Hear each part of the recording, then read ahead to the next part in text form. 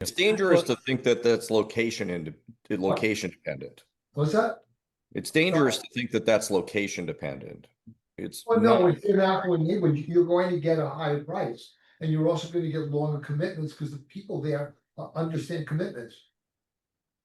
You would think, but in reality, you know, like Tim Harrison in Joliet, Illinois, that little town, and he's doing 100 to 120,000 a month, and he's in that little town that has about a 50 to 60,000 demographic household income.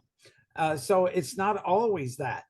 And I think everybody knows that they've gone through the same thing, that they have objections to price, they have objections to length of time of the program, regardless of what you're selling it for.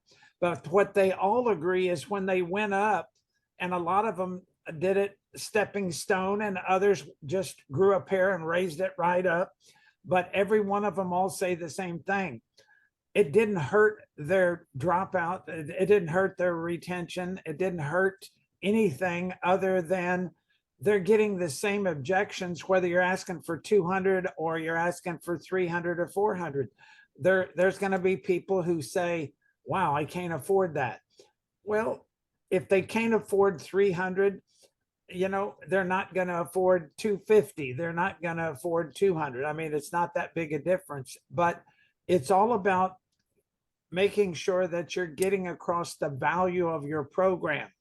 And in those 2 lessons, before you sit down to go over their evaluation in those first 2 lessons, you've got to make sure you've got that value across. And now they see the value.